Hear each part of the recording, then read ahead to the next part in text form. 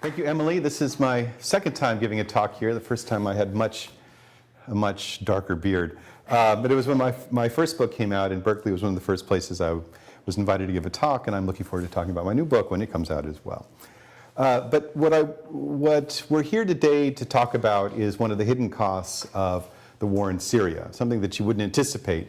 I mean, we have seen, and I think that it's safe to say we have grown exhausted by the images of people in refugee camps, not knowing which side is the good side or the right side or the wrong side in the war, finding ourselves increasingly drawn into a conflict which we don't understand against the Islamic State.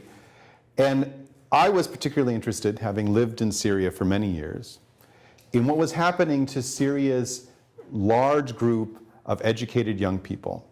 And I'd known that there had been many of these young people involved in the uprisings that had been Arab Spring-style uprisings, which had begun the civil war in Syria, if you will. I mean, it wasn't the war itself, but it was uprisings and the way the government suppressed it that began the war.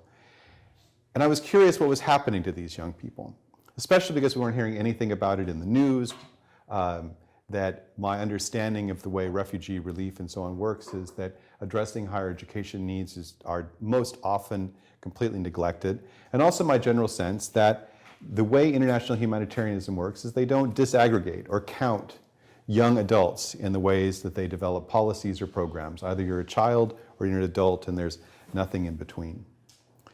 So I developed a relationship with the Scholar Rescue Fund of the Institute for International Education. And the Scholar Rescue Fund, as some of you may know, and Berkeley's hosted many rescued scholars, in fact, over the last several decades, is a program supported by various donors to help scholars who are facing persecution in their own homelands find a chance for safety and breathing room for a year or two in the United States or other countries in Western Europe where they can continue their research or their teaching.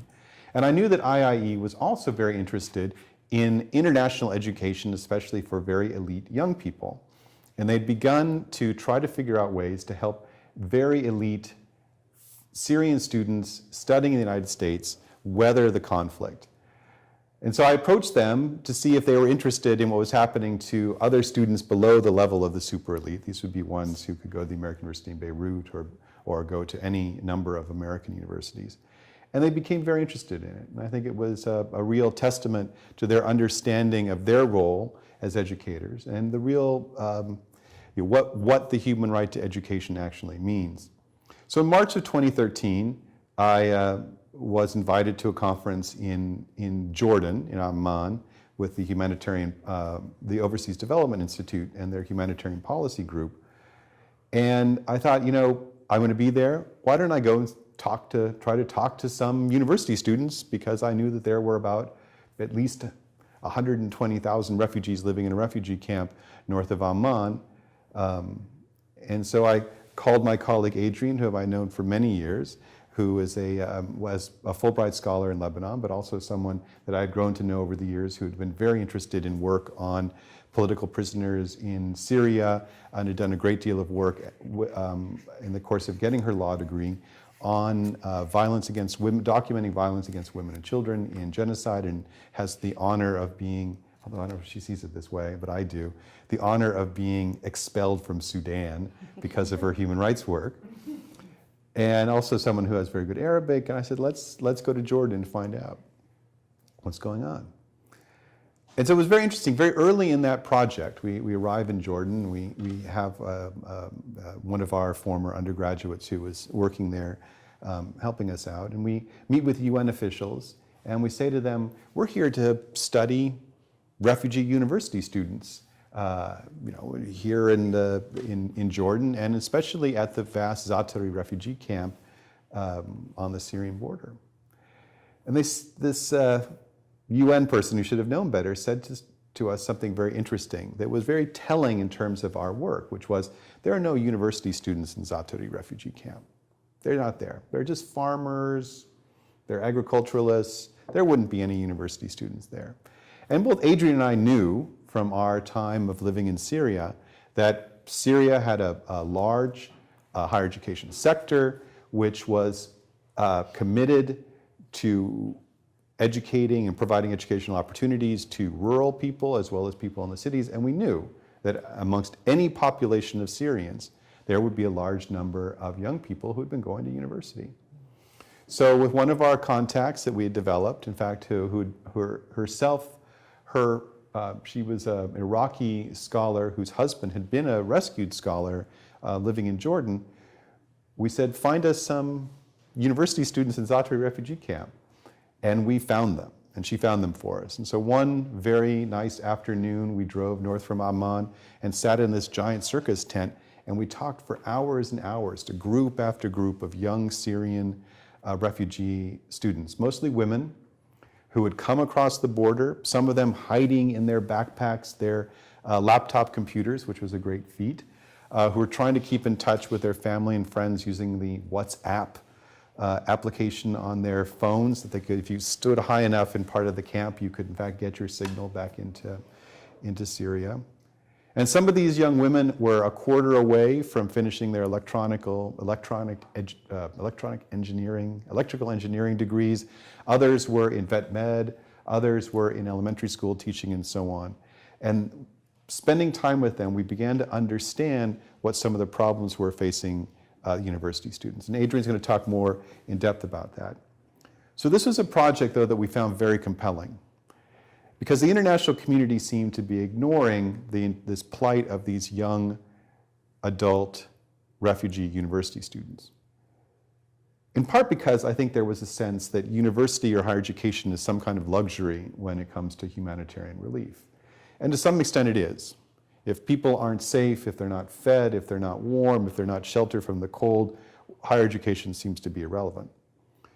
But I think our sense, and this was confirmed by our very first research mission, was that these young people were the building blocks of any future Syria, and they also were going to be the young people who would be most responsible for helping their own communities survive into the future, allowing them to integrate in other societies. They are the ones who had exposure to foreign languages, to movable skills, to understanding how education worked. And it looked to us that many of them were eager to return to school, and they just needed a little bit of help. And so this was a humanitarian challenge that was not well understood, but also one we saw as having a tremendous possible payoff. The research work continued in April of 2014 with a visit to Lebanon, which accompanied some of the beginnings of the kinds of fighting that we're seeing now taking place in northern Lebanon. We were there during some of the first exchanges of gunfire between pro and anti-Assad forces in Lebanon. We had no sense at the time, though, in April, of any presence of Islamic State actors. It was something that was it just didn't register for us at that point. And we made some very interesting discoveries, especially in terms of the hostility of the Lebanese towards, especially Lebanese higher education officials, towards Syrian students, something that, speaking for Adrienne and my other colleague, James King, from the Institute of International Education, who accompanied us on that research visit, we found quite shocking. The degree to which there was open hostility towards Syrians in Lebanon, especially towards young people. And it was very painful to them, and Adrienne and I can talk more about that. But the sense was that they weren't responsible for the oppression that Syria had wrought upon Lebanon, that in fact they were too young to have been part of that, and didn't quite understand why they were paying such a heavy price. And then finally in this last June, July, and this all overlaps with my breaks in teaching. See, this is why this happens this way. So in June, July, working again with Adrienne and James and a former student of mine who's now a PhD candidate at Georgetown, Chris Dration, who runs the Ottoman History podcast, if any of you follow that, and Seçil Yilmaz, who's a graduate student in the history of medicine at CUNY. We embarked upon a very, very large research visit to Turkey, where again, like Lebanon, there's about 1 million refugees, but in a much larger society. And Turkey, of course, has a very different set of issues and problems for Syrians. However, the degree of hostility, for example, we found in Lebanon was not one of them. We just found sort of problems with the Turkish educational system and just the very basic problem that Adrienne will talk about more here, which is if you want to go to school in Turkey, generally you have to know Turkish, although English is useful. And it was in we were in Turkey, and I'll be turning this over to Adrienne in a second here. We were in Turkey at the time that ISIS declared itself the Islamic State and the Caliphate. And I think all of us had a very deep sense of foreboding with that moment and the impact it was going to have on Syria and Syrians in the entire region. And one of my most profound memories from that trip is sitting in the border town of Reyhanlı, or in Arabic, Rehaniya, which is, used to be, when I was a much younger man and living in Aleppo, was sort of the first stop on the smugglers' buses that would go from Aleppo to Antioch or Antakya. And I was there with a guy by the name Ahmad Ibrahim, who had been a professor of of agricultural economics at the university in Aleppo. In fact, had been dean of the School of Ag. And we were talking, and he said, you know, Keith, if these young men, these young Syrian men who are not in school, living in Turkey, not finding work, if they don't go back to school, they will join the Daesh, which is the Arabic acronym for ISIS. In other words, that without opportunities to study, it's not just about them providing for themselves or their family, it's a regional security issue. It's about safety. It's about the future, not just of Syria, but our future as well.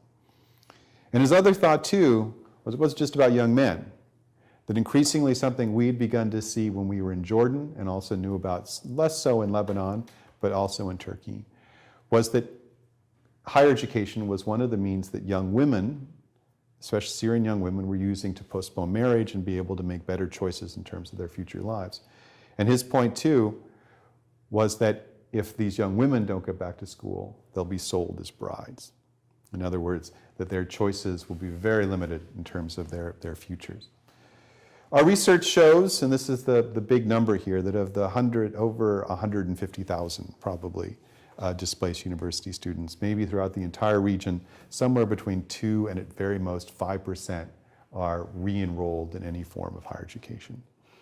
So, you know, do the math, it's like they're 2 out of 5. That's actually a very low, very small number. So what I want to do now is turn the presentation over to Adrienne, who will go more into detail with our research results and a more specific discussion of the specific problems that are confronting each one of these populations of refugees, and then outline some of our possible solutions. And then we'll keep it fairly short in case, just to give have a chance for people to talk and then go see what the fourth inning is like on the baseball game. Adrienne. Thank you, Keith. Point of clarification, I was a Fulbrighter in Syria. Oh, what did I say? You said Lebanon, and I just don't want people to come up and ask me later, how did you make that happen in 1995? Because it didn't happen. No, it did not. But yes, I've known Keith since then. So, as Keith, thank you first of all for that excellent sort of big picture introduction. What I'll talk about is a little bit of what we did with our study, how we managed the questions, beginning with the enormity of the problem. So what we're looking at in terms of the Syrian crisis is massive population transfer that has and will continue to transform the Middle East. At this point, these are rough estimates. 1 in 5 people in Jordan is Syrian. 1 in 4 people in Lebanon is Syrian. In Turkey, it's less clear. It's an extremely dynamic and porous border, but there's roughly back of the envelope 1 million Syrians, and that could be, I don't know population of Turkey, but it's, 24 million. So, okay, 24 million. So maybe 1 in 24, not 1 in 10. However, were Aleppo to fall, for example, were Idlib to fall, there could be, those numbers could spike very, very quickly. 1 in 10? Oh, no, it's not It's right. a question mark. Yeah. It's a question mark.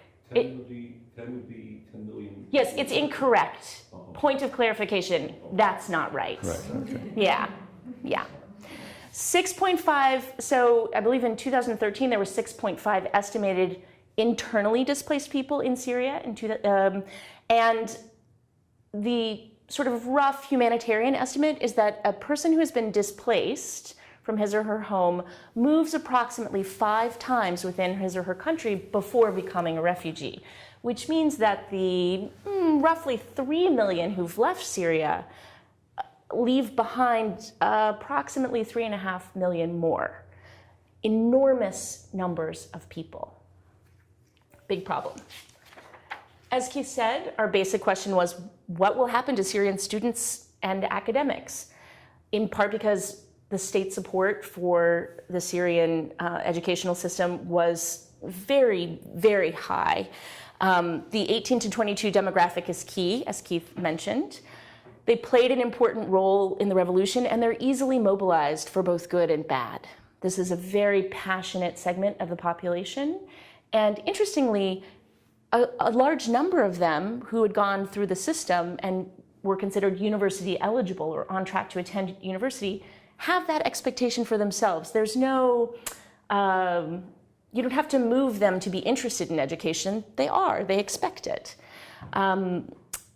As I mentioned, the pre-war state subsidy of university education meant that lots of people could go to university. In 2007, it cost $30 to attend university for an entire year, making it accessible to even the poorest families. However, the companion fact is that it was an exam-driven system.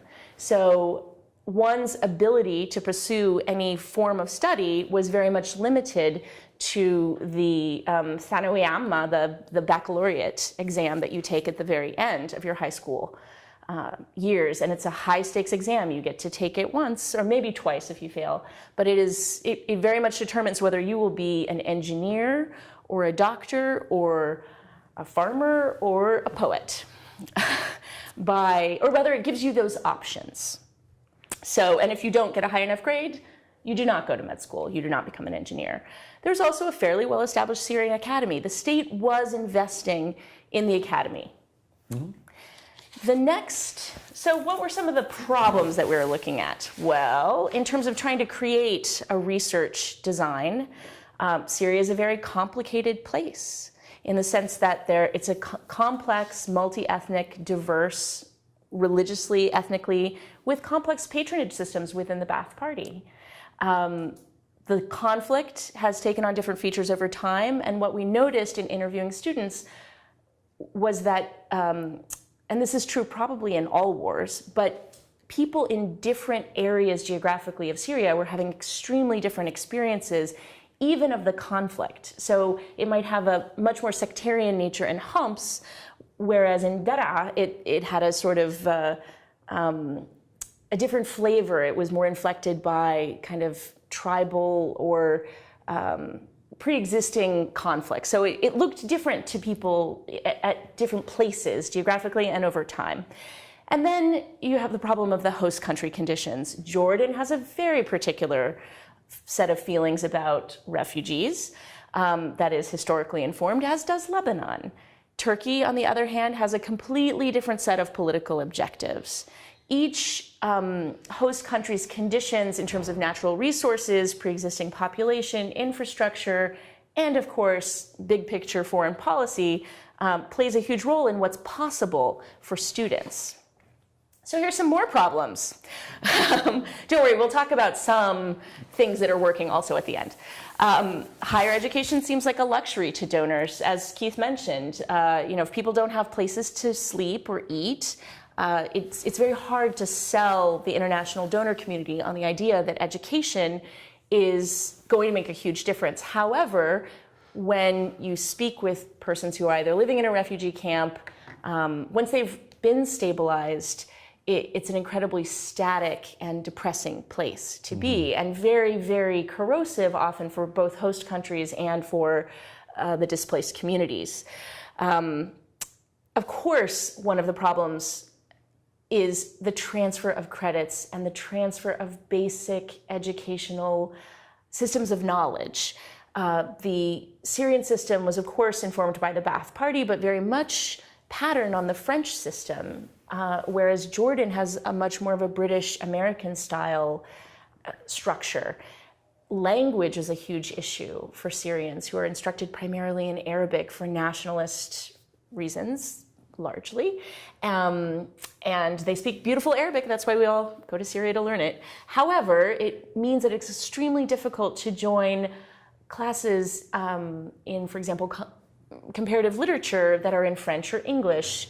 The languages, although taught in Syria, and increasingly my Syrian colleagues, I'm impressed with younger generations having much more fluency in other languages. However, academic work was simply not being done in those languages within the academy in Syria. Big problem. And then, education is high stakes poker. It's a political struggle. It's a site of struggle in this country and in all countries. And in a war, it becomes even more important. And we'll talk about this more when we discuss the government of Syria baccalaureate versus the interim Syrian government baccalaureate and all of the machinations. However, the important point that Keith brought up is that essentially post-secondary education, whether it's a terminal degree related to a university or otherwise, is key. Education is key for post-conflict development and peace building. There's a very strong nexus. So, how did we go about it? Well, here are this is us, our team in Turkey, minus our colleague Chris, who I believe took the picture. So I like to say we go and listen to people, and then we go and write about it. A, B, for months and months. About 18 months. But in all seriousness, we patterned our research on rapid assessments. We had a multidisciplinary team, all of us Arabic speakers. We had a higher education expert, a historian of humanitarianism or theorist of humanitarianism, and historian of Syria, and then I'm an attorney with a background in a special interest in state violence and political prisoners. And then we had our extremely talented colleagues who were already in the field as graduate students. So we've produced so far these 3 case studies, Jordan, Lebanon, and Turkey. And we will have a comparative study in the winter of 2015, which will lay out commonalities, themes. And the idea of these, they're really snapshots. They're rapid assessments. They're not designed to be the last word on this problem, but rather to raise awareness and to provide some granularity for the donor community, international actors who are interested, including governments, but other NGOs that work on education, and to try and move the ball forward, because it's such an incredibly challenging problem that that no one really knows where to start. And I recently went to a Scholar Rescue Fund Summit at IIE on Friday and had the gratifying moment. Well, I think all of us who write for a living always wonder if someone's going to read it. And a woman from the University of Wyoming said to me, "I've been following your case studies very closely, and I'm trying to figure out how my university can do something." And I thought, that's great. It's so wonderful that someone is reading it and that it's reaching the donor community. And we have actually had some very encouraging responses from foundations. So that has been helpful. This is Keith talking to students in Lebanon, by the way. So now we'll do a deep dive into Turkey, since we just got back from there and we have a lot of interesting data, and we just released a 55-page report, if this is what you're interested in reading and talking about. So as many of you probably know, there are 22 refugee camps in Turkey, and this is an incredibly porous border. And as many of you probably also know, the scholars of Turkey, that Hatay and this little piece of it, the little finger, was not even really part of Turkey until late in the 20th century. So there's a lot of cultural continuity and a lot of history there, and now there are a whole lot of Syrians, many of whom in my work with Physicians for Human Rights, I am in contact frequently with doctors in Aleppo, many of whom keep their families on that side, in the Turkish side of the border, and work in Aleppo and then go to visit them. So it continues to be a very porous border, even though, of course, it's extremely dangerous. It's also important to note that even though we have these 22 refugee camps, which have been largely touted in the press as being deluxe, and the Turkish government has taken a lot of pride in providing for these refugees, the vast majority of refugees or displaced persons, however they want to call themselves or you want to call them, live outside of the camps. And these are commonly called by the humanitarian community urban refugees, but often they're not urban, they just live in the countryside. So they're very difficult to access. This is one of the major problems facing everyone. So, Gaziantep, otherwise known as Aleppo North, it feels a lot like Aleppo. The food is a lot like Aleppo. And it's now the site of many, many NGOs and UN entities that are trying to serve northern Syria. So it also has this interesting place within the Turkish cultural imagination. Very wealthy Turks will fly from Istanbul to Gaziantep just to eat dinner, enjoy this delicious southeastern cuisine, and then fly back. But that also illustrates the fact that there are many, many flights. It's easy to get in and out. And in fact, when I was flying out of Gaziantep, I was sitting next to a guy who had smuggled himself into Deir ez-Zor to go visit his parents. So, I mean, he told me that he had to be careful from ISIS and, of course, from the regime, but that he was able to do it. And he told me all about all of the things they still had in Deir ez-Zor and the fact that his parents were not going to leave, which was very interesting. He also told me he was looking for an American wife. Yes. So if anyone is interested.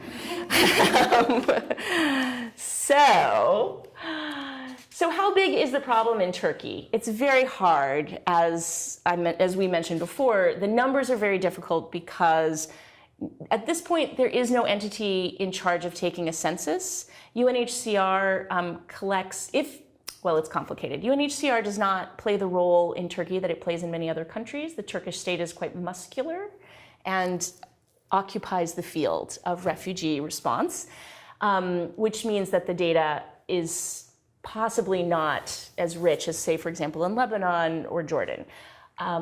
It is also true that lots of people can go in and out of Turkey at any time, but we estimate based on pre-war, well, we talk about our method in our report if it's of deep interest to you, but our estimation is between 20 and 30,000 students who are university eligible, meaning that they were on track to go to university under the Syrian system, or were in the Syrian system. So the interesting thing about Turkey is that even though there are a lot of problems, which we will talk about, there's sort of, I organize it in terms of the kind of the good, the bad, and the messy. So, and this is actually not that pretty. I guess this is the good. The good news is that you can see it's spiking. There are many, many more students in Turkish universities than there were previously. The bad news is it's a very small number, 1,784 students. However, it represents a 300% increase from 2009 to 2010. So that's good. There are fewer protection issues, which is code for will you be hurt?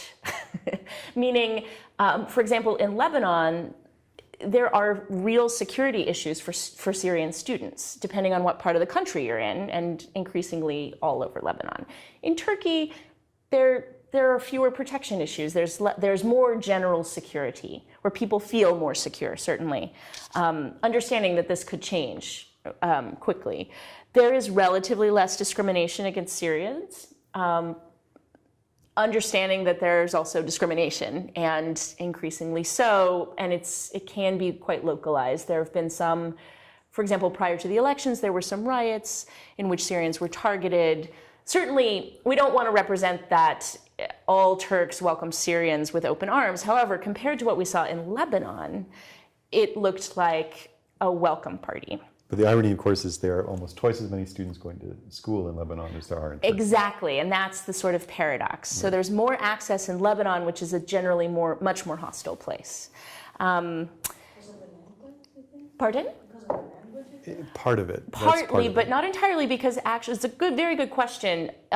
Instruction is primarily, unless it's Islamic sciences, it's in French or English. So many of the same language issues obtain.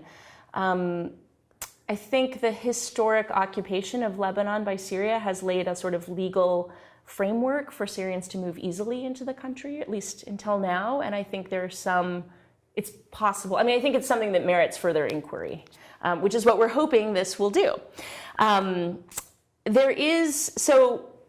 continuing to talk about the good stuff, there is the political support of the AKP government for the interim Syrian government. Some people may see this as good, some people may see this as bad, but it is a fact that the current Erdogan government supports the Syrians as a symbolic issue and is seen as supporting them. There's also a very important legal framework which was put into place earlier this year, which is called the Law on Foreigners, which lays a groundwork for temporary protection for humanitarian migrants. Turkey signed the first refugee convention, but not the protocol. And so the only persons who may register as refugees in Turkey are people from Europe. They retained the geographical limitation on the first refugee convention, which means that all displaced persons in Turkey who are not from Europe originally may not register as refugees and may not benefit from the protections of the Refugee Convention. Sort of a dirty little secret. But if you're interested, Susan Akram at BU, who's in the law school, just did a fabulous 2-year longitudinal study looking at refugee law reform and what refugee laws are in place in Jordan, Lebanon, and Turkey. It's fascinating. So the important thing about this law is that, one, it provides Syrians with a legal status. Previously, they were being called guests, which is very nice. I mean, guests, you invite them to your home and then they leave. It's possible that Turkey realizes that these guests may not go home. And this law, which by the way is comprehensive, it applies to Americans working in Turkey, it applies to any foreigner living in Turkey, provides them with a kind of status. It doesn't mean that they'll have the right to work. It doesn't give them clear entitlements, but it gives them a legal status that is protective. And it also, very importantly, seems to contemplate a role for non-governmental organizations and international actors, because this has been a huge problem in the Turkish context. A lot of organizations that are trying to work there have found that they're constrained because they can't register with the Turkish government. Now, if you can't register, then everything you do is a little bit iffy, and the government could kick you out at any point in time. It's hard to build programs that are providing services on a large scale or even a scalable model if you don't know that you'll be able to continue operating. Interestingly, as we'll discuss, and this is the last really good thing, steps have been taken to contemplate Syrian student access to Turkish education. So this is an issue that the Turkish government is interested in. And there was a circular that provided free tuition first to 7, it was maybe 7 or 8.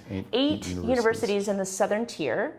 And it was amended in 2013 to provide free tuition at any public university in Turkey. So nice work if you can get it. The problem is, nobody knows how to access this benefit, and university administrators themselves didn't know how it was supposed to work. So that's kind of a problem. All right, so the bad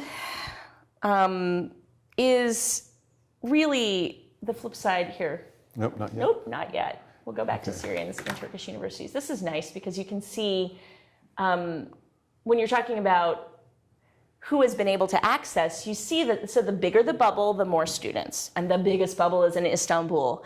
And people with resources head to Istanbul. People without resources, or people who are still engaged, active, their families are engaged in the conflict, or they have some kind of familial reason to stay in the southern tier, stay here. There's some folks in Izmir, Ankara. There's some smattering, but it's really, the most are in Istanbul. Those are people with resources and people who are able to get themselves to Istanbul.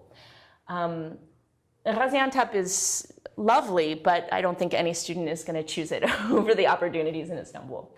So again, as returning to what Keith had said, this study is designed to try and create regional opportunities for people who are not the most elite, who are not already included in that big bubble. All right, so talking about the good, the bad, and the messy. The bad things that are happening in Turkey, unfortunately, we'll say adverse, not bad. The fact that Turkey is such a strong state and is so supportive of Syrians also means the way that it is currently being administered is not uniform. So what happens is what Keith aptly calls centralized decentralization. So a circular will be promulgated at a very high level through the Educational Council, and then it will go down to the 81 administrative units in Turkey. And each administrative governor will look at it and say, I wonder how I shall implement this circular. And their coordination in terms of both information and just sheer implementation is lacking. So the fact that these circulars are poorly understood, even among the sectors that are being targeted, and then there's really no implementation or way to measure that implementation, at least currently, is not good. That's suboptimal. The fact that we have a porous border means that there could be constant flow and spikes in the level of people. That's adverse, but not terrible. I think an important thing to consider in the Turkish context for anyone who wants to be doing work on this issue in Turkey or providing services is that not organizations that are perceived to be not aligned with the AKP government have historically been sidelined or not allowed to register or not allowed to develop educational initiatives for Syrians. So in one instance, a university that was interested in developing a program for Syrian students was not able to do so. And it wasn't exactly clear why, but when you dig a little deeper, you see that there's a history of hard feeling between the Erdogan government and this university. So that's an important factor and would militate for very strategic decisions when choosing local partners.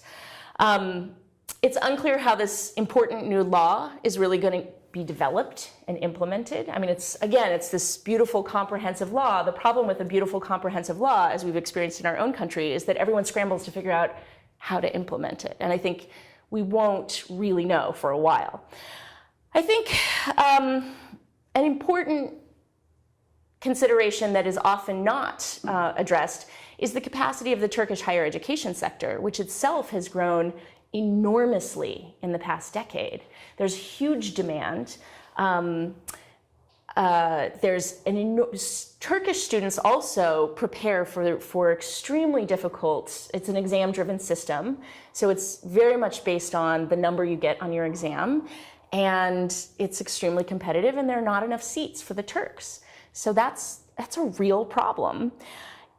Because it's exam-driven, there's no counseling in place. There are no offices for students to receive academic counseling or help. And in the case of Syrians, that's also a real problem because they need guidance in understanding how this new system could work for them, what their options are, what makes sense.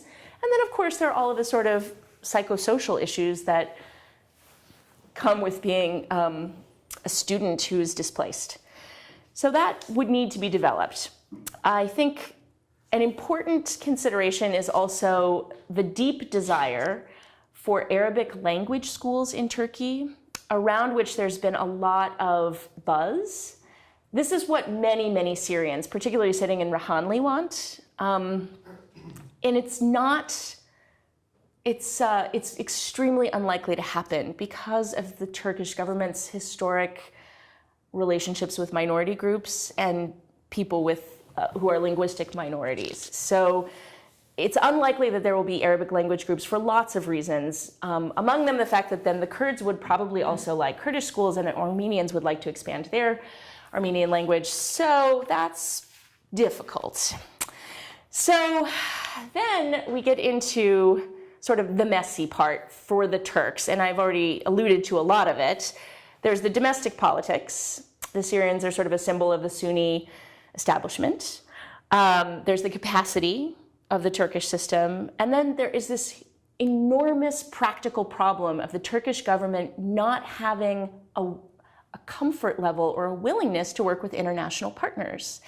And the thing that they've gotten a lot of real positive attention for, which is setting up these 22 refugee camps, I mean, our strengths are always our weaknesses. And they've poured a ton of money into these refugee camps, and now they realize that this is going to be a protracted refugee situation, and they're going to have to do a pivot. and it's unclear. Large governments usually don't pivot very quickly. So that's the messy part. So we talked about a lot of this stuff. So now, what are the major social issues for Syrians? Because the Syrians in Turkey are having to make some very strategic choices. They are sort of there are many, as you can imagine, there are hundreds of problems facing Syrians all over. But I picked the three most salient ones for our project. One is the politicization of education, the very low enrollment of women, and vulnerability to militarization. So, education is always a site of political struggle, and here you have the school children in Damascus in 2013 wearing their cute military-style uniforms. This used to really freak me out, but this is the state performing its role. I mean, this is what education does to some extent. It polices, right, Professor? Well, it does all sorts of things. It does all kinds of things, and importantly, we come to, this is the students taking, students in occupied, or rather opposition-held Aleppo, taking the Ministry of Education administered secondary exam. So the interim Syrian government, which is what is the entity, the political opposition entity is now calling itself, although the Syrian National Coalition, there are lots of complicated power struggles. This entity is trying to behave like a state by providing some goods, but mostly services, to people, Syrians living in Turkey and also northern Syria. So one of the important sectors is education, because Syrians value education. They want their children to be able to continue studying. And it raises a question that I like to call, which bac is best? So the bac is short for baccalaureate. The baccalaureate is the Thanawi Amma, that is the terminal exam that determines the rest of a person's academic life. And currently, people living in Syria and Turkey and elsewhere are having to make, but particularly in Turkey, are having to choose between the Libyan curriculum, the Syrian Ministry of Education curriculum, or crossing back over to take the Government of Syria exam in government-held Syria. And what makes it really complicated is that it is unclear whether these baccalaureate exams, the ones that are either the Libyan curriculum, because Libya recognized the Syrian opposition, and so they said, we're going to step up for you, we'll give you our curriculum, and it will be recognized in Libya, thereby making it fungible. Thereby, the only reason to take exams, like an SAT or whatever, is that it's accepted by different institutions over time and geographically. These students don't know what terminal exam to take. And the interim Syrian government is extremely invested in capturing the market because they want to be behaving like a state. One of the ways that they can get recognition is by having their educational curriculum recognized. And so they've had independent observers come and monitor their exams. And interestingly, the Turkish government has said that they will recognize the Ministry of Education exams. We met people who had studied for a Sudanese baccalaureate and then switched to Libya and then switched to Ministry of Education. So, if I could just, there's a couple issues with this is a high stakes exam that's very similar to the SAT. It would be a combination between an exit exam from high school and the SAT. And you'd have to take it in order to not only graduate, but also be admitted anywhere else. And it's one of these few exams that international bodies, for example, a Turkish university or a Jordanian university or a Moroccan university would want to see this exam from the student in order to place them properly in their university. And the problem is that they are supposed to be official, like an SAT test or like your transcript. And the Syrian government has maintained a monopoly on whether or not young people are able to take the exam. So these Syrians that are refugees are sitting in these refugee camps. They need to take this exam if they're going to move on. They can't go back to Syria because they're refugees in the first place. if they don't go back to Syria and take the exam, they won't have an internationally recognizable exam. And so the option that's been made available to some of them is to take an exam from a third country. Strangely enough, Libya, which seems like a country that would not be able to administer anything at the moment, administers an exam that students can take, and so does Saudi Arabia and also the Sudan. And they're graded by government officials from those states.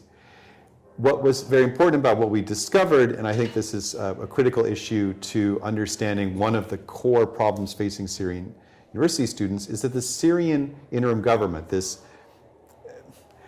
frankly kind of pipe dream of the Turkish government and some of the Free Syrian Army Forces and others who want to sort of have this other government take over in Syria that will never really be able to take power, wanted to demonstrate that they were a government. And so they started administering, they made their own version of the exam. Great. And the Turkish government's recognized it, but no one else has actually recognized it.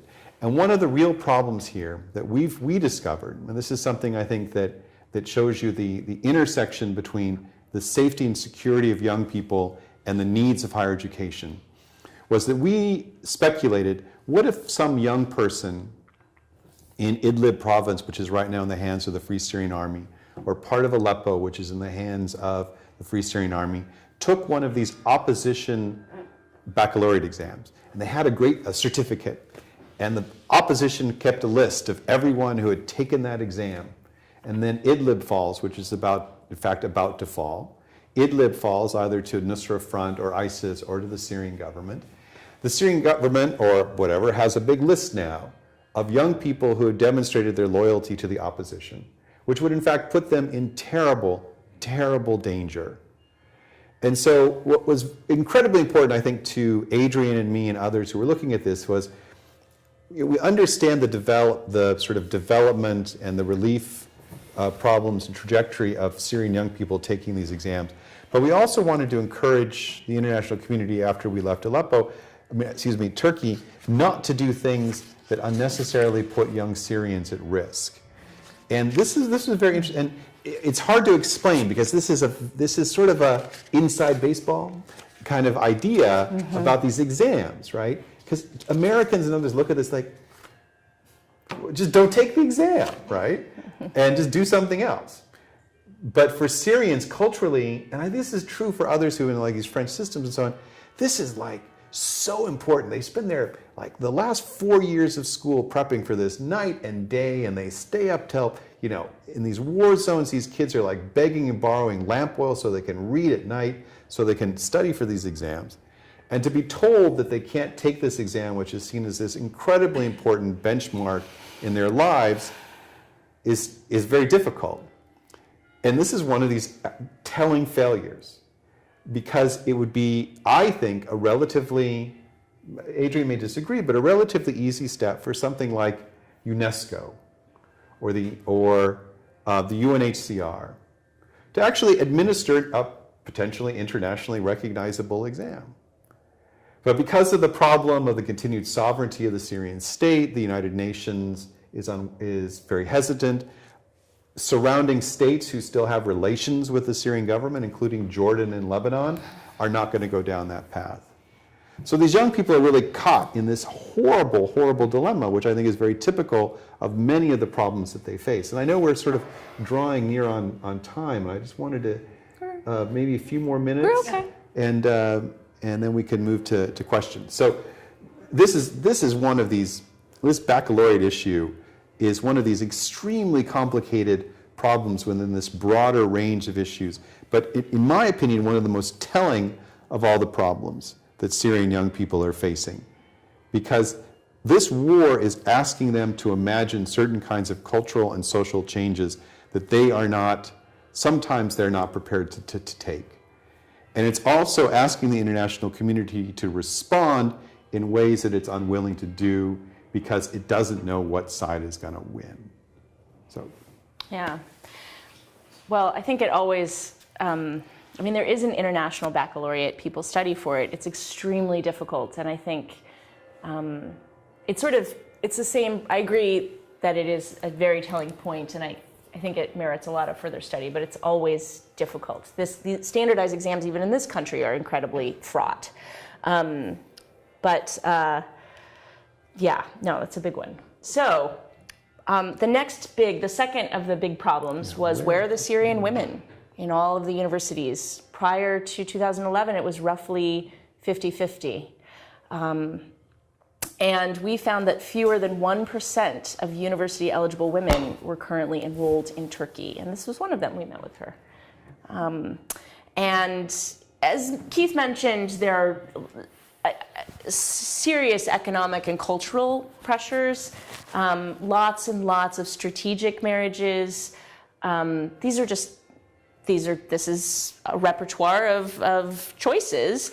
There's also a question of resource allocation even for middle-class families. I think as the time horizon of the war changes, the idea of allocating resources for women to go to university over men is a challenging one, and I think many Syrians are probably, if they're choosing to send boys to school.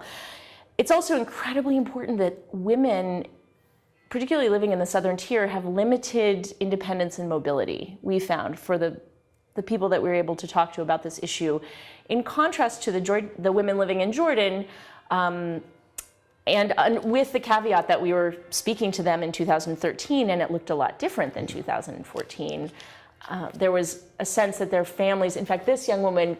I want you to talk about her. She's a very interesting she was an case. extremely interesting person. She could have studied overseas. She had good language skills. She was very clever. She was a biomechanical engineer. I mean, she was an extremely highly educated person, and her family was not going to allow her to travel even within Turkey to study. And she took advantage of a category that you can learn about in her report. There's sort of 5 avenues to becoming a student in Turkey if you're Syrian. And one of them is to be what's called a special student, which is roughly an auditor. You don't get a terminal degree, but you can attend classes, behave like a student. And she advocated for herself and convinced the dean, or the chair rather, of the department to allow her to be a special student. And he said, no, this is such a problem. We've had a problem with the Iraqis.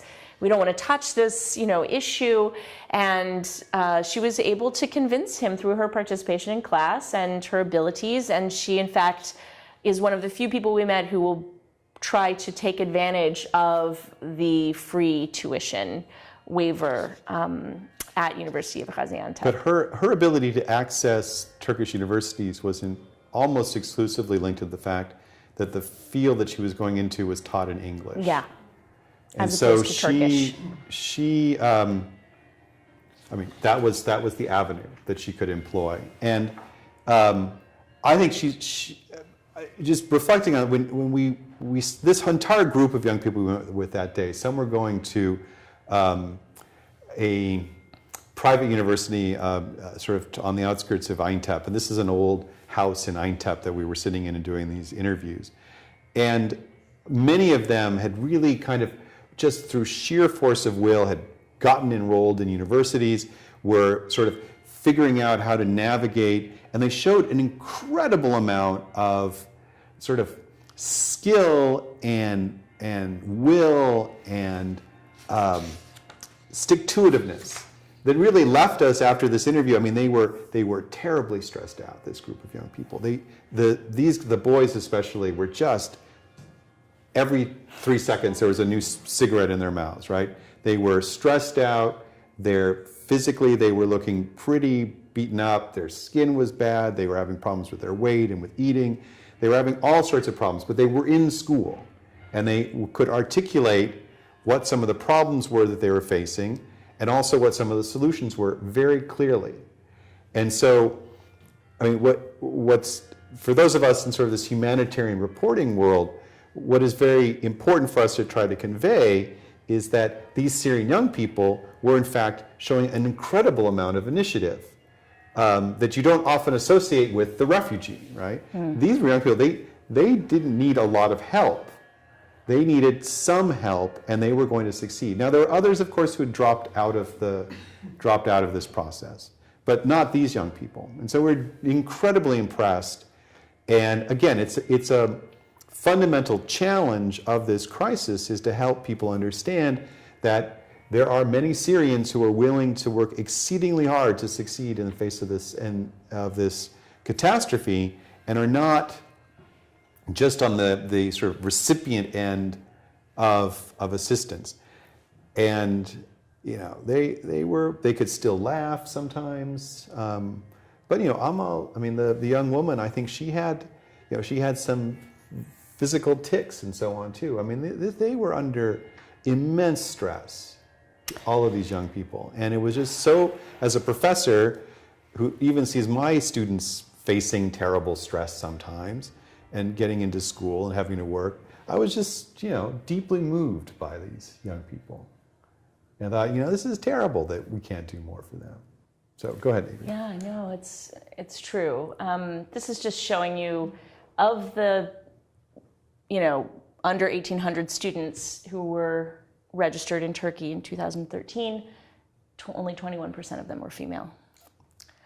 So this is our last big social problem. And if you Google Syrian young men, you come up with a lot I'd be very afraid what I would get for that response. Pardon? Yeah, that's kind of scary. You see a lot of AK-47s, and this guy actually, I liked him because this is actually from a series of pictures taken in Aleppo in 2014 by a Turkish photographer. It was a photo series, and what I liked is he does have actually a rifle on his back, but it could be a backpack, and I think that it. And it's hard to find pictures of Syrian young men studying at this point. So what are the current options? These are the case studies that we found that were interesting, things that were working, not working, problematic. The first is an organization called Spark, and this is the University of Gaziantep campus. It is not the very best picture, but as you can see, it's large, it has dorms, it has capacity. It's modeled on METU, which is an American-style university in Ankara. And it is doing so University of Gaziantep is the main local partner for this organization called Spark, which has a history of working in conflict and post-conflict settings. And using a model developed in the Balkans, they selected civic-minded young Syrians and found Syrian trainers, and they're providing emergency management and reconstruction workshops. And they they call them a sort of university in exile, but they're really month-long workshops that are quite intensive, but it's for Syrians by Syrians, and the model is to try and create capacity on both ends. They also had, interestingly, in the Winter University, a business plan competition. So they're it's small. You're not talking about more than 100 students, but it's a very interesting model. The students, importantly, are housed at University of Gaziantep because one of the main problem students, Syrian students, whether in this country, in Europe or in Turkey or anywhere is that even if they can achieve scholarship, it's very difficult to find enough money to live. And so by partnering with the University of Gaziantep, they not only have the local partner, which is important in Turkey, but also they have a place to put them in a place for them to be. Spark provides, they also have some new initiatives which are interesting. One is called the Syrian Support Desk, which is designed to provide academic and career advising, and also create volunteer opportunities for both Syrians and Turks. They are working on something called the Future Scholarship Program with University of Gaziantep. This is agreed to in principle, but it's not clear exactly what the funding mechanism will be. Spark will provide the living stipends, and the tuition will come either from the university or for something called the YTB. So that is exciting. We have case study number 2, which is the Orient School, and I like this picture because I feel that Keith is trying to just say, look deep into my eyes and go to university. They all wanted to go to medical school. They all did, and the ones that didn't. I thought, why?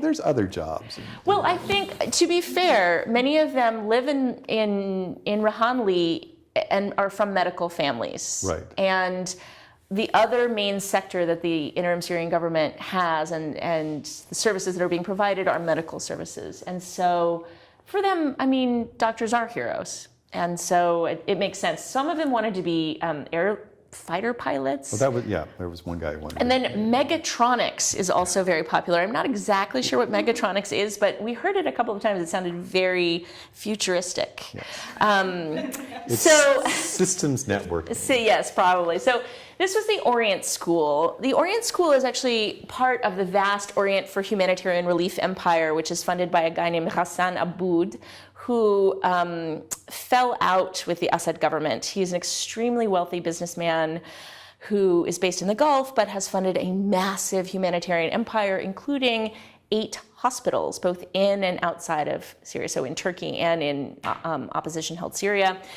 They have this school, which is secondary school. They currently have 1,600, they have primary and secondary school. They have 1,600 primary and secondary students. In theory, it's open to all, although I was not able to test that theory. And they have an Orient Language Center, which is fascinating because they recognize that students will need to speak Turkish for the most part. So they provide Turkish language training for the TOMER, which is the test of Turkish as a foreign language, and they have 2,000 language students. They're also providing English language, and it's open to Turks as well, which is sort of brilliant given the pressures on the communities. So it's an extremely well-funded, privately funded, and Mr. Aboud clearly has a very good relationship with the Turkish government because he's also operating in the Nizip camp. So, And he's operating a television station out of southern Turkey, and too. he operates, yes. So he's a powerful guy. He's making things happen, and he's making things happen. Right. It's very successful. I have no doubt that some percentage of these kids will definitely access university. It's not clear when, but. So we get to case number 3, the Free Syrian University, which is this is the picture taken from the Atlantic piece. Unfortunately, I couldn't get all of Dr. Jaman's face in there, but it gives you a flavor for what the sort of branding is. This, I think, got a lot of attention in the Western media, and I actually attended a conference last year where many people asked me, for example, professors who are on sabbatical who have Arabic said, how can I go volunteer for this Free Syrian University? It seemed like a real initiative, and it's very romantic, and I think appeals to a lot of it appeals to many people on many different levels. We characterize this as a post-secondary learning initiative or an adult learning initiative. It is not a university. It is not accredited. It was taking money for courses, and the belief was that diplomas would be issued. It's not clear currently from their Facebook page whether that's the case. The rhetoric has shifted somewhat.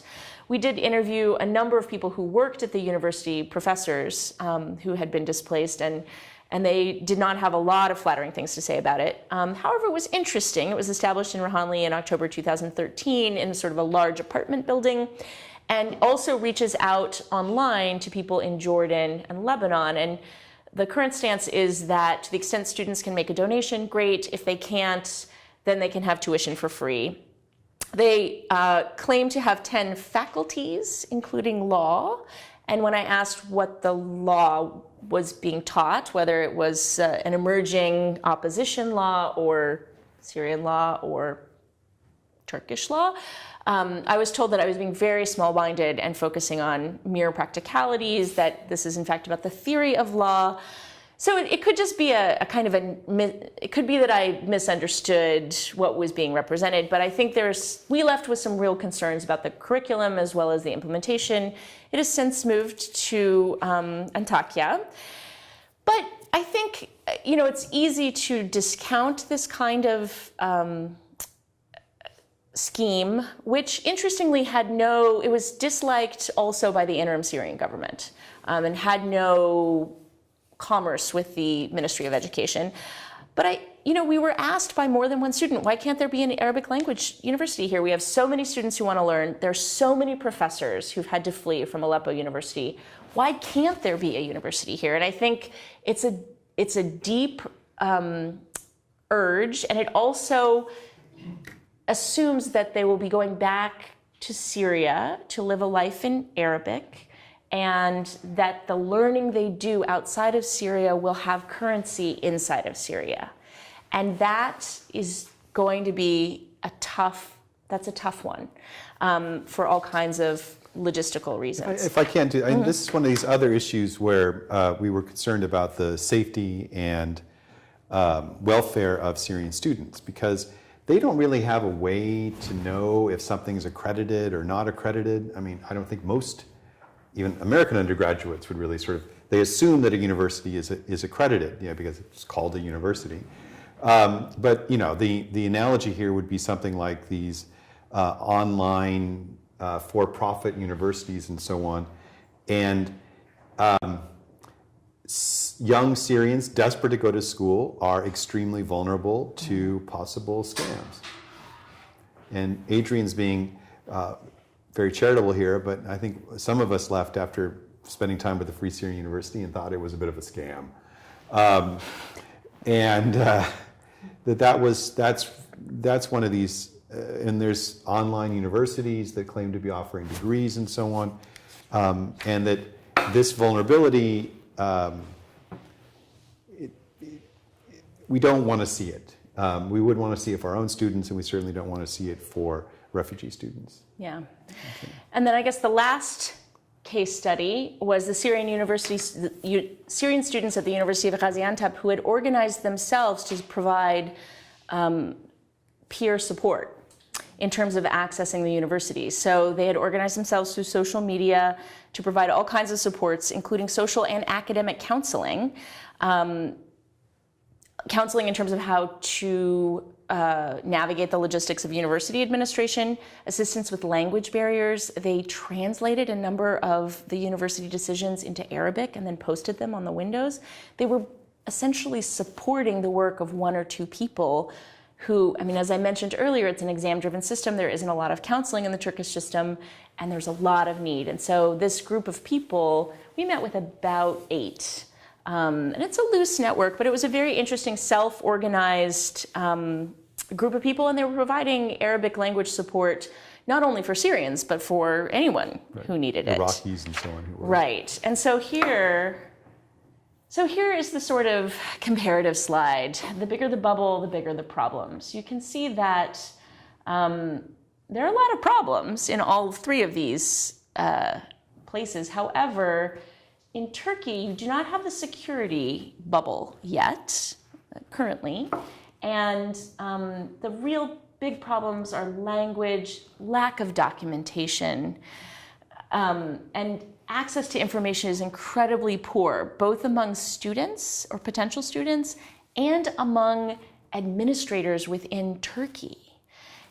And it's a profound problem, and it's a systems problem that would need to be addressed. Tuition fees are a really small bubble because of the decision to allow Syrians to attend public university. In Lebanon, by contrast, discrimination, both official and unofficial, is a huge issue. Security as well. Tuition fees less so.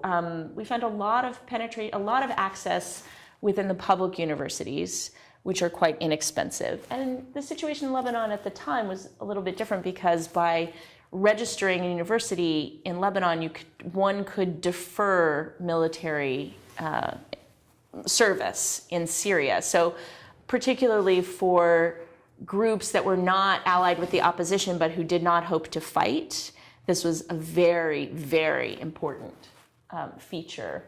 And then, of course, in Jordan, tuition fees are astronomical. It's an incredibly expensive place to attend university. And of course, it's a very sensitive issue in terms of access, even for Jordanian students. Language is less of a problem, although having English in the Jordanian system is very important. And so we hope that this slide will turn into our comparative study, which should be out in the winter. So the discrimination in Lebanon and in Jordan is the same? It's different, but it's there, certainly. I think the Jordanian, there's certainly discrimination and hostility. However, I think what was striking was that in Lebanon, we met with a group of Francophone university administrators who felt extremely comfortable what was there was a choice quote, something like, it may have been about a Syrian professor. He can sell falafel in the street. Yeah, but no, we've sell never, menaish. Menaish in the street. Oh. Yeah, they can come sell menaish in the street, but we don't really hope that they'll come and study here. Right. Yeah. It's informed very much by the Syrian occupation of Lebanon. I mean, it's paying the bill for an earlier conflict, and there's a deep, I mean, the willingness to attribute social ills in Lebanon to Syrians is incredible. I mean, it's always been very high, but with this current situation, it has become really marked, and that is different than Jordan, which has a different relationship historically. In Jordan, I think there's a sense that the Syrians, sort of the way people in the United States feel about people from Mexico, that they'll come and steal their jobs and that they work hard for less money. And usually these things are not true. These are the social myths. So for example, the people they're really displacing are Egyptian workers who are working those low paid jobs. But the perception is that Syrians are stealing jobs from Jordanians, and that's a big deal. So the sort of Jordan first movement or Lebanon first movement is really an important thing for any group of people who are hoping to create programming. In Lebanon, they were very clear. They said, we won't, if there's going to be $1 for Syrians, there needs to be $1 for Lebanese students. It needs to be for everyone. And I think the other reason it takes on such an acrid note in Lebanon is that the state is very weak, of course. And so the infrastructure is really very weak. In Jordan, there's just been a lot more investment by the West. You know, there's, for good or for bad, they've experienced waves of refugees. Some people feel that's one of their specialties. But in Lebanon, you also have to map onto it the sectarian problem, yes. Which is that the majority of Syrian refugees are Sunni Muslims, which are, for all intents and purposes, have taken the Sunni community from the third spot in Lebanon, and they're getting close to the top spot in terms of the population. If you just sort of counted them in terms of religion or sectarian. Jordan, this just isn't, they're Sunnis from Deraa going to Jordan, which are, Sunnis and Palestinians in Jordan. So it's not, that isn't the dynamic in Jordan. Jordan, on reflection, seemed like a very good place to imagine certain kinds of solutions for Syrians involving Arabic language education, for example. In Lebanon, the use of English and French to discriminate against foreigners, in particular Syrians, is really quite prominent. And so, I think looking forward, Jordan seems like was in the past a very hospitable place to Iraqi refugees. And I think that it might, from educated and resourced Iraqi refugees, and I think Jordan could play that role again for Syrians. But, I think that, the Jordanian elite is very worried right now because so many of their young people are going off to join the Islamic State and so on too. Mm-hmm. And Lebanon this last week, for all intents and purposes, closed its border to refugees. Turkey has not done that yet. It's, I think, done an admirable job in obeying international law about keeping its border open. Jordan could close its border as well at any moment. And functionally has at different points. Right. Yeah. So all these issues are wrapped up together. And I think our sort of sense about all of these situations is that there's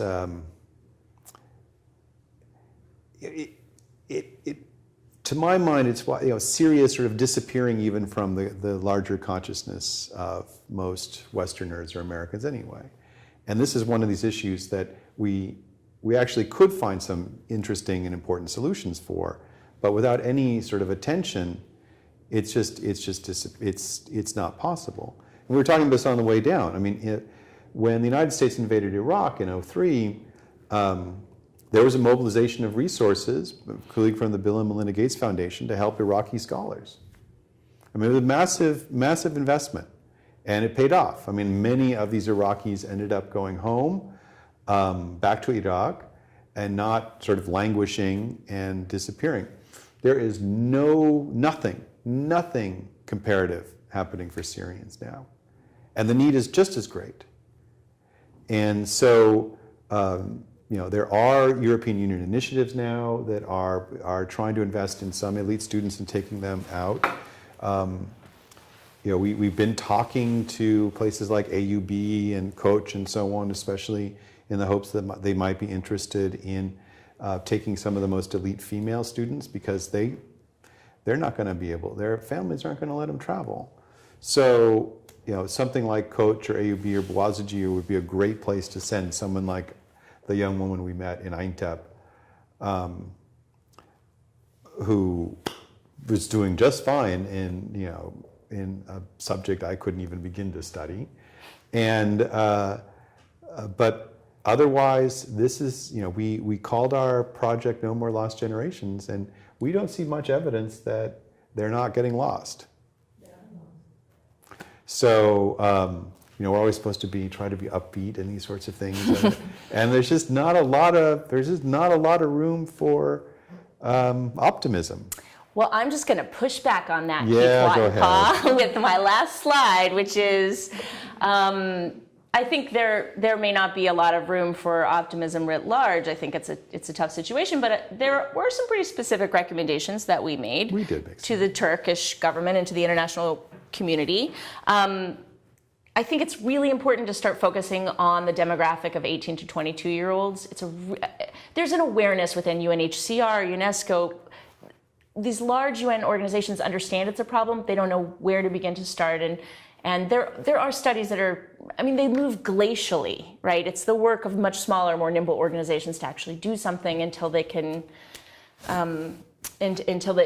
programmatically adopt it. But I think that pushing for the demographic as a category of analysis is a great start. And I think it's important to realize that when you're talking about post-secondary education, it's a range of options. It can be forms of vocational training that are useful in reconstruction, administration, emergency medical technicians. There's a lot of things that can be taught to people that would help whether or not they return to Syria and help the communities they live in. So I think that's something that we can start to think about, and that's a can-do situation. International higher education actors should try and engage Turkish institutions, as Keith was saying, to sort of build these regionally based consortia. The idea is that universities would work together to place certain categories of students. I know there's a lot of interest at IIE in creating scholarships for female Syrian students in particular. Much depends on the responsiveness of the donor community, but that's what we hope for. And then providing academic support centers to really help guide people in approaching a new an academic structure that really doesn't make a lot of sense to them. The government of Turkey itself needs to really commit to concrete action or concrete mechanisms for international actors so that people can actually register and feel that they can carry out their work without being worried about being deported. There needs to be a lot better information sharing. That's extremely obvious. And it would be great if they follow through on the proposed Syrian scholarships. It's, a lot of great decisions have been made at the top, or seemingly great. They appear to be positive, but they really need to be implementation, or else it's all hakifadi, as they say. Turkish universities can think about things like faculty administrative councils. So groups of administrators and faculty who take an interest in this group of students and can help shepherd them, because the lack of counseling it's a real gap. And this is one way for interested faculty to get involved. Lastly, continuing to develop non-baccalaureate documentation would be a great positive step. Currently, Turkish universities each have their own acceptance exam, which was centralized and then in 2010 became decentralized, so it can be offered in any language the university would like. And there is flexibility within the system, but it needs to be mobilized strategically. And that is what we would like for them to do. And so thank you. And I know it's too late probably for questions, but if you have any, or you could email us.